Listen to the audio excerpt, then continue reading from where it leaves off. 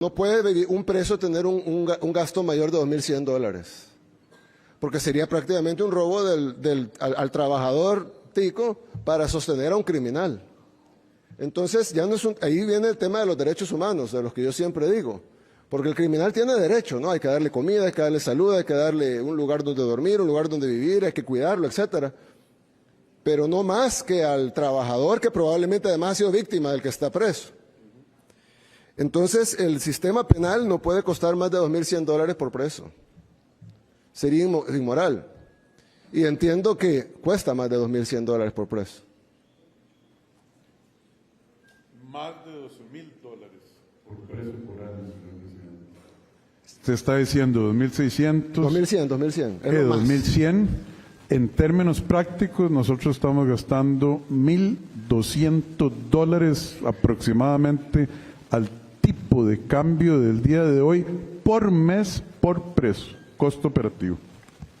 Sí, en lugar de 2.100 por año. En otras palabras, están gastando casi 2 salarios mínimos por reo. Es una injusticia para los costarricenses de bien, que son los que nos están viendo ahorita.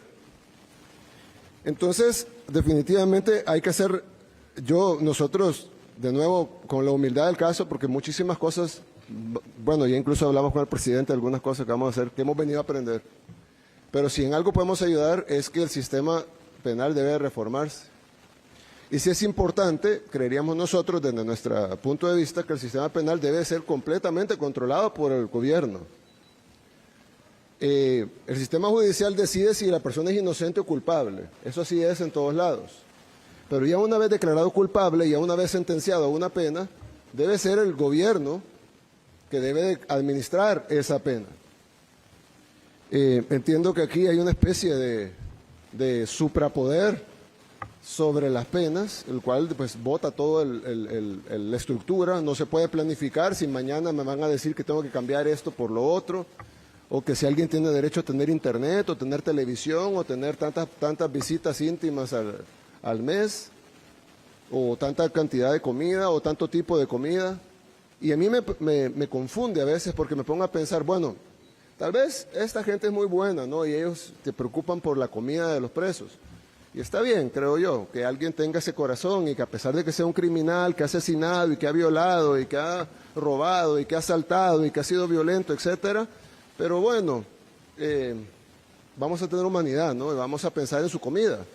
Pero habría que preguntarse cuántas veces esas personas se han preocupado por la comida de los costarricenses. O en mi caso, cuántas de esas personas que nos critican se preocuparon por la comida de los salvadoreños de bien, los trabajadores, los que a veces no les alcanza para poner suficiente proteína en el plato de sus hijos, o que a veces no les alcanza ni siquiera para comer, o para vivir en condiciones mínimas.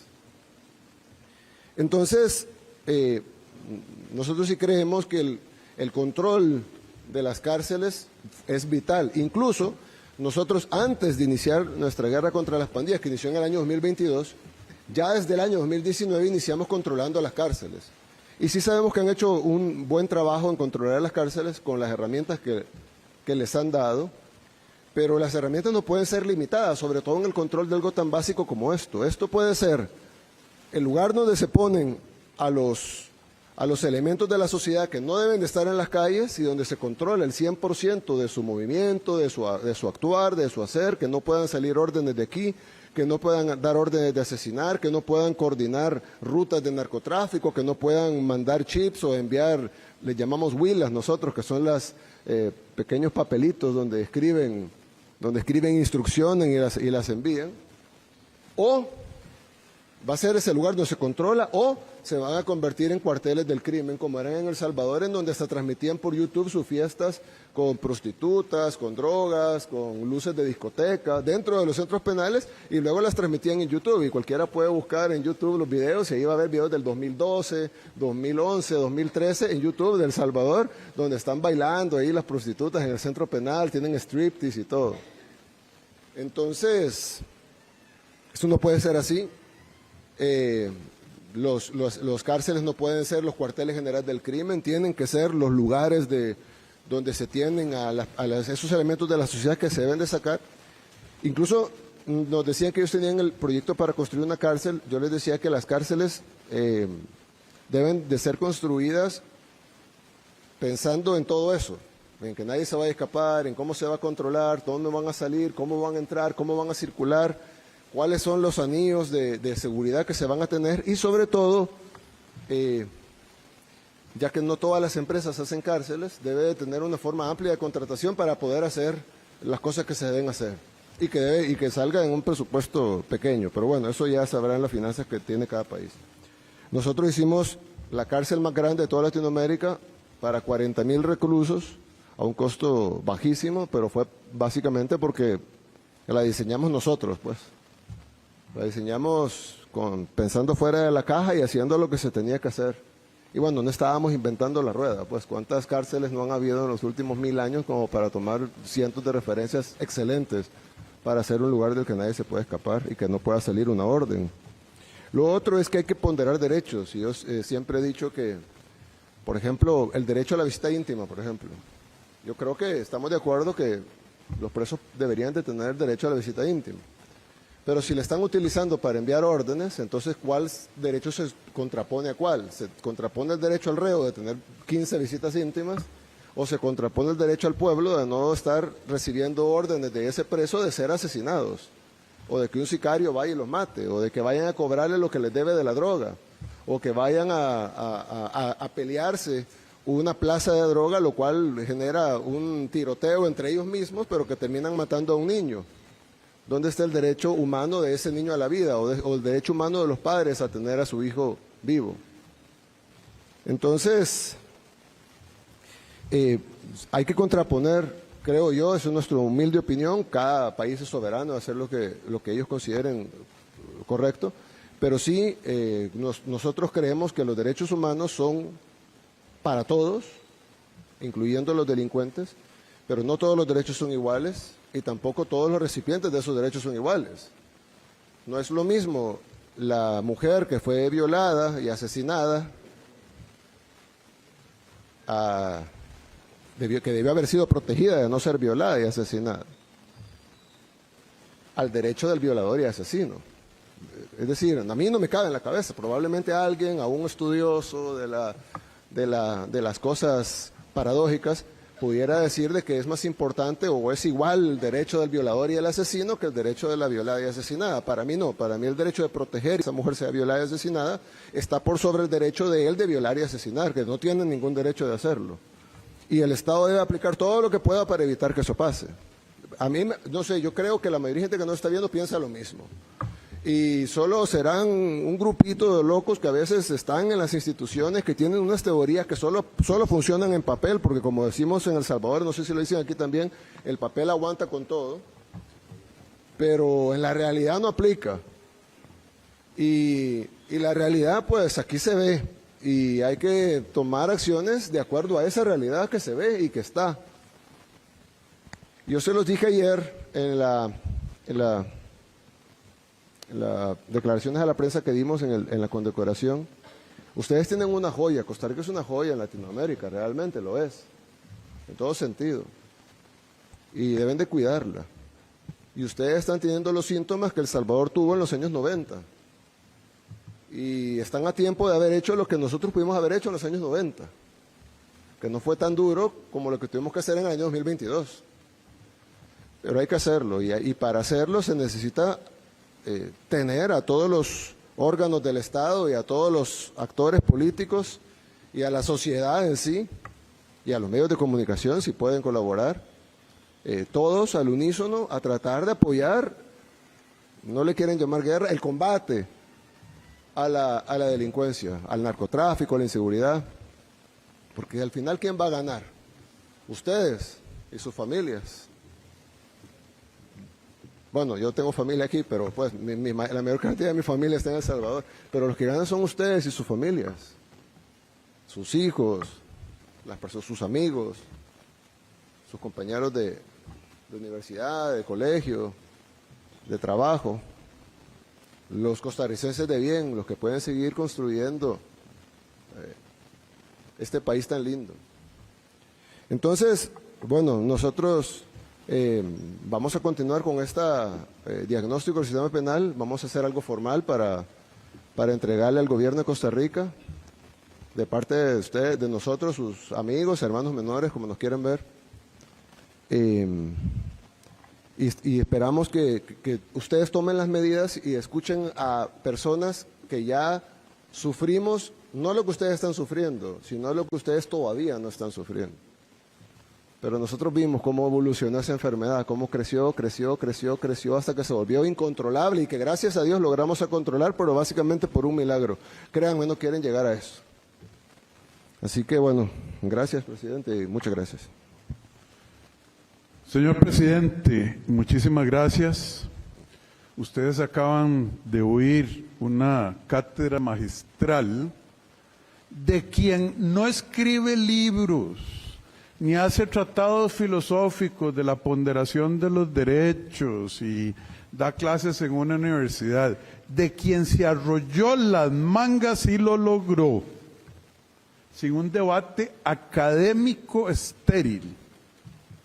Pero antes de referirme a los buenos consejos y a las cosas en que el presidente de Salvador nos está abriendo los ojos al gobierno y a usted, pueblo de Costa Rica, tengo que manifestar el agradecimiento profundo del gobierno por la ayuda que nos mandaron en una situación crítica con nuestro clima.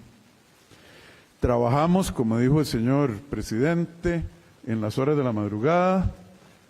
Imagínense ustedes la belleza que tiene o la capacidad de ejecución que tiene el presidente Bukele, que dice, de lo que iba para Valencia, ahora viene para Costa Rica. Nosotros hubiéramos tenido que ir al SICOP, a la Contraloría, a la Procuraduría, a no sé qué cuánto, y más bien llegamos al verano y lo que va a haber es falta de agua. Para poder enviar, para poder recibir, pasamos toda la madrugada. ¿Y quién va a inspeccionar los títulos académicos de los médicos para ver y pedirle permiso al colegio, etcétera? Costa Rica, nosotros trabajamos muy duro, todos los costarricenses y la gente del gobierno, pero la verdad es que eso es un desastre en que nosotros mismos agarramos la pistola y nos disparamos en los pies cuando queremos caminar hacia la prosperidad y se nos fue el sentido común. Un abrazo fraterno del pueblo de Costa Rica al pueblo salvadoreño, un abrazo, señor presidente, por esa colaboración, por su capacidad de ejecución y, bueno, más tarde nos referiremos, ya cuando no están las visitas, sobre cómo estamos manejando el tema climático en las horas más afectadas. Obviamente no le hemos quitado los ojos de encima. Yo le rogué al señor presidente que hablara el primero, para que no hubiese la menor duda de la verdad destilada que él nos cuenta. Y él es un hombre muy humilde. Creo que es humilde de corazón porque de Dios así lo hace hacer más efectivo. Vean ciertas cosas que nos dijo el presidente Bukele en esta caminata. Primero, es la primera vez yo creo que viene un presidente en ejercicio de la República a este centro penal, excepto cuando Carlos Alvarado vino a inaugurar la prisión de Teflón de aquí a la par. Es la primera vez que no solo viene un presidente a ver la realidad, sino que trae un presidente extranjero reconocido en el mundo como el que lo logró. Y de las cosas que nos decía, ellos construyeron el CECOT, se llama, el Centro de Control del Terrorismo, 40,000 privados de libertad, y yo no se los tengo que describir a ustedes, compatriotas, porque lo hemos visto en abundancia en la internet, y eso ha circulado el mundo, como una innovación enorme. Bueno, voy a ser indiscreto, porque el gobierno de El Salvador pagó $100 millones por 32 manzanas y 8 manzanas de construcción. 32 manzanas de territorio y 8 de construcción. 32 de construcción y 200 de territorio. Qué dicha que estoy aquí con la par suya. 200 de territorio y 32 manzanas de construcción, 100 millones. Al señor ministro de... Más el equipo y el equipo tecnológico y el equipo de los guardias, etcétera, 115 millones. 115 Pero 100 en la millones. construcción, es correcto el dato que usted dio, 100 millones, 32 manzanas de construcción, 200 manzanas de territorio. Y a nosotros nos están ofreciendo un centro penitenciario que si lo lleváramos al SICOP, ustedes saben qué es eso, el sistema de compras, nos costaría para 2.300 reclusos, ¿cuánto, ministro? 100 millones de dólares. ¿Y usted sabe cómo lo hicieron en El Salvador? Por ley especial, negociación directa del presidente de la República con las empresas, y 4 empresas, y los puso a competir, a construir un módulo cada uno, etcétera. ¿Se imaginan el infarto, catetonismo y que le daría a Marta Costa? Porque no es el resultado lo que importa en Costa Rica ahora, es el proceso. Ya no es el fondo, es las formas. Dios guarde eso pasar aquí. La tendríamos que llevar en una emergencia a muchos. Dijimos, reformemos la reforma. Pero para eso necesitamos desplazar grupos, bloques de 2.000 privados de libertad en 2.000 privados de libertad mientras reconstruimos. ¿Y qué dijeron los diputados? No, sin ningún criterio técnico, no nos da la bendita y regalada voluntad de comprar como medida transicional para los que deben pensión alimenticia, para los que están ya en una condición de edad en la que no pueden delinquir simplemente físicamente, para los que requieren menor manejo. No les vamos a permitir la construcción de cárceles livianas. Pero Dios guarde, haya que rendirle cuentas, porque los diputados, para investigar las consecuencias negativas de sus propias acciones, ¿a quiénes van a llamar? A una circomisión al ministro de Justicia. Eso es doble estándar, eso es doble cara. Estamos aprendiendo muchísimo, pero no solo el gobierno, ustedes costarricenses. Yo le decía al señor Bukele, excelentísimo presidente de la hermana República de Salvador, don Nayib, pero ¿qué es el tema de la justicia rehabilitativa que a nosotros nos agarró en los años 80 y 90? ¿Cómo lo ven ustedes? Y me dice, presidente, en Salvador nosotros tenemos justicia rehabilitativa.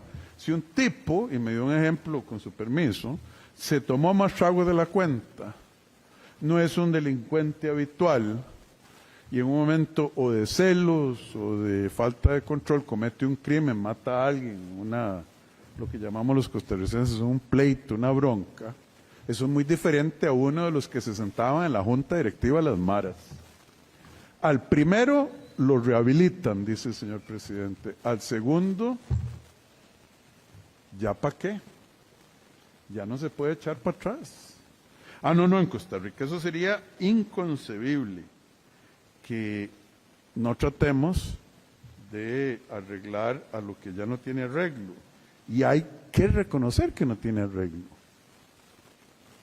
Hay que reconocer que es muy triste para la sociedad, sin duda. Que las causas son profundas en familias disfuncionales, etcétera, sin duda. Pero lo que no tiene arreglo por la voluntad y decisión de Dios ya no tiene arreglo. Otra cosa que le llamó muchísimo la atención al señor presidente es esto de los costos, de cómo un oficial que ingresa a trabajar aquí gana, ¿cuánto? 450,000 colones, 530,000, trabajando 6 por 6 tal vez, arriesgando su vida, estando lejos de su familia, incomunicado por celular como debería ser, etcétera. De ahí. Y el privado de libertad nos cuesta mucho más de lo que él gana. Dentista, médico, bien, es su derecho.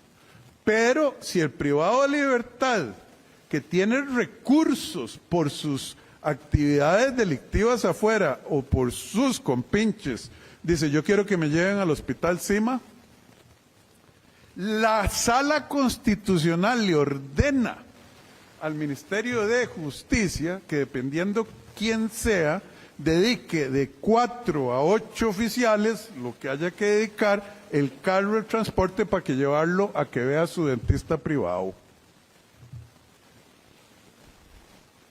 Eso es lo que ocurre en Costa Rica. Poner a trabajar a los privados de libertad, aquí eso sería, no, yo no sé qué, ¿cómo se llaman? Las parálisis y los derrames de los defensores y la sala cuarta, ponerlos a trabajar así, que a la fuerza, no. Dios guarde, que se ganen la comida. Pero bueno, aquí hay gente que trabaja. Me contaba don Nils Ching, el director, no me acuerdo cuál de los dos, en una conversación conjunta, el director de adaptación social, que un privado de libertad que sí estaba trabajando y recibiendo un sueldo y asegurado, lo picó una gallina en una pierna. Pobrecito, bueno, ocurre. Entonces lo llevaron al hospital y demandó que le pagaran la incapacidad y la corte nos ordenó pagarle la incapacidad. Al picado de gallina en una pierna. Bueno, mejor me callo de mi juventud porque hasta toros me embestían. Una cosa que nos llama la atención al presidente Bukele y a mí, no quiero poner palabras, mejor me digo yo, a mí, es que en Costa Rica tenemos un sistema tan perverso de ejecución de la pena. ¿Quién manda? Con respecto a un reo particular y a todos los reos. Y aquí es conceptualmente posible, y de hecho ocurre en la realidad, que una persona que fue condenada por un juzgado normal, fue a apelación con 3 jueces y fue a casación con toda la sala tercera, un juez de la ejecución de la pena borre todo eso de manera unilateral, obviamente tendrá que escribir una justificacioncita, pero tiene más poder que esas 3 instancias del mismo Poder Judicial. Ahí me dicen que es muy probable que doña Ofelia Tattelbaum, un caso famoso, señor presidente de Costa Rica, de un día de esto la va a ver la psicóloga forense, etcétera, y qué importa la decisión de la máxima autoridad penal de Costa Rica, que es la sala tercera en pleno, le va a decir, no, doña Ofelia, váyase para la cárcel, porque usted está sufriendo mucho. Así funciona nuestro sistema. Nosotros presentamos una ley de ejecución de la pena a la Asamblea Legislativa desde abril del año 2023. No. De eso no. De eso no. Pero cuando pasa algo, Gerald, venga a la comisión. ¿Y por qué no llaman a un juez que se llama don Roy Murillo, que es el juez de la ejecución de la pena de Alajuela, que tiene la autoridad absoluta sobre la mitad, más de la mitad de los privados de libertad en este país y que nadie lo conoce? Yo no tengo el gusto. Y no sé si es una buena o mala persona, no lo estoy juzgando a él, estoy juzgando el sistema jurídico, que a ese señor, por tener la competencia sobre Alajuela, controla todo este centro penal con 8.700 privados de libertad y le puede decir a don Nils Ching qué le da de comer a fulano, cuándo lo lleva a la clínica privada. Las visitas no son conyugales, yo creí que dejaban venir a las esposas. No, cualquier reo, qué palabra que antes se usaba, ahora es privado de libertad, puede mandar a pedir a una muchacha. por cualquier razón, la conozca o no la conozca. Y aquí le hace la investigación de que la señora o señorita no ponga riesgos, que tenga antecedentes penales, etcétera, y le dan el espacio. No es la esposa, no es la novia, no es la pareja, no, señores, cualquiera. Y ustedes saben cómo se llama eso ahí en el centro de San José. Yo no sabía. Me decían visita íntima, yo, conyugal. No, ya no son conyugales. Salvador las eliminaron todas. ¿Así es, presidente? No. Bueno, entonces alguien que tiene plata o que tiene amigos que tienen con plata, las veces que quiera, manda a traer a alguien. Yo no digo que eso sea malo per se. Yo soy una persona que cree en la libertad individual de los seres humanos. Yo no soy nadie para juzgar a nadie, solo Dios puede. Pero en un centro penal, ni tiene que pagar cuarto, en ese caso. La otra cosa que nos llama muchísimo la atención, y yo me estoy extendiendo más de la cuenta por las cortesías con el señor Bukele, a quien de corazón le agradezco, y un montón de detalles más que no voy a comentar con ustedes por razones obvias. Costa Rica sabemos que únicamente el 5% de los delitos denunciados, y que sabemos que los delitos denunciados son menores que el universo de delitos. Entonces, que hay ahí un hueco que nadie sabe. Y el 95% de los delitos denunciados terminan en nada. Ese pequeñísimo 5% que terminan en algo, la verdad es que por las cosas que me contaron los jueces de ejecución de la pena, los privilegios, el pollito, la carnita, la dieta, las visitas íntimas, etcétera, el gasto mensual. ¿Cuántos de ellos se pueden ganar más de un salario mínimo al mes en un trabajo para el que afuera tengan la competencia y que no incluya delinquir? Es que el que delinque puede ganar muchísimo dinero, pero póngase usted, delincuente, a trabajar en lo que usted sabe trabajar, para lo que está preparado, a ver quién le paga 650 mil pesos al mes. Nadie. Entonces, mandan a un porcentaje chiquititico para acá. Los atienden, algunos me dicen viven mejor aquí que afuera. Y después, los beneficios y para afuera. ¿Usted cree que eso va a detener, que el temor a la cárcel en Costa Rica va a detener a alguien y lo va a hacer pensar antes de cometer un crimen? No, hombre. Compatriota, cierro diciendo, aquí tenemos que revisitar los conceptos de justicia, de derecho penal, de cuál es el papel del Estado, Poder Judicial, Asamblea Legislativa y Gobierno en brindarle seguridad y prosperidad a nuestras poblaciones. Hay gente empecinada, sobre todo en el Poder Judicial, en particular la Sala Tercera y la Sala Cuarta, la Sala Constitucional y la Sala Penal, de que tenemos que mantener el sistema, de que hay que darles más abrazos a los que pegan balazos, hay que tratarlos bien, pero no bien dentro de lo que decía el presidente Bukele sabiamente, dentro de los derechos concebibles, porque son seres humanos, son criaturas de Dios. Dios los va a juzgar. Nadie los va a azotar, nadie los va a torturar.